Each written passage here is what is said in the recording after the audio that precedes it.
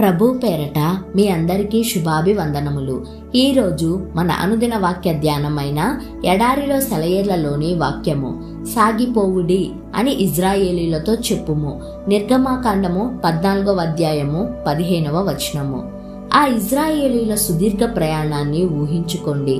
ఆశ్చర్యంతో నోట మాట రాక స్తంభించిపోయిన తమ తల్లిదండ్రుల్ని చూసి తమ ఆనందాశ్చర్యాలను ప్రదర్శించడానికి జంకుతున్న చిన్న పిల్లలు, చావు కంటే దురదృష్టకరమైన ఆపద నుండి అనుకోని విధంగా తాము తప్పించబడటం చూసి పట్టరాని ఆశ్చర్యంతో గుసగుసలాడుకునే స్త్రీలు, వాళ్ళ పురుషులేమో ప్రతి అద్భుత కార్యం జరిగినప్పుడు తాము ఎందుకు మోషేకి వ్యతిరేకంగా గొణుక్కున్నామా అంటూ సిగ్గుతో తలలు వంచుకున్న దృశ్యాలు ఎన్నెన్నో.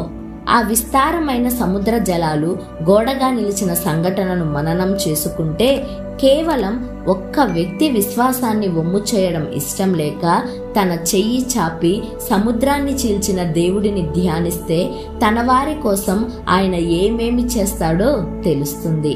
ఆయన ఆజ్ఞాపించిన దాన్ని తూచా తప్పకుండా ఆచరించడానికి భయపడవద్దు. మహాఘోషతో నీ దారికి అడ్డుగా నిలిచిన జలరాశి మిడిసిపాటుకి కలవరపడవద్దు. జల తరంగాల ఘోషపైన, సముద్రాల అలలపైన ప్రభువైన దేవుడు రాజై ఆసీనుడై ఉన్నాడు. గాలి తుఫాన్ అంటే ఆయన చెంగు రెపరెపలాడడమే.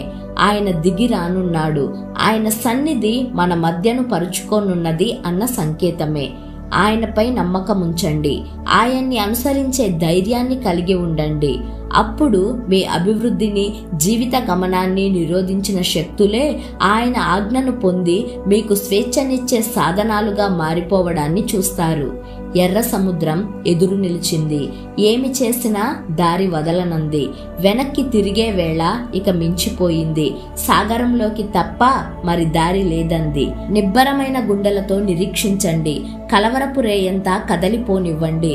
ప్రచండ వాయువును పంపి దేవుడు జలకుడ్యాలు నిలబెడతాడు. నిలిచావేం సాగిపో అని నీ ఆత్మతో అంటాడు.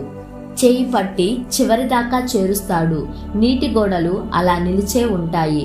పగవాడు రాలేడు. కెరటాలేమీ చెయ్యవు. మహాసముద్రం నిన్ను ముంచెత్తదు. తరంగాలు తలెత్తవచ్చు. వాటి నొరగా బుసలు కొట్టవచ్చు.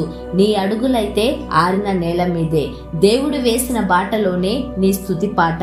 మేఘం క్రింద ఉదయపు మహిమలో దైవదర్శనమవుతుంది.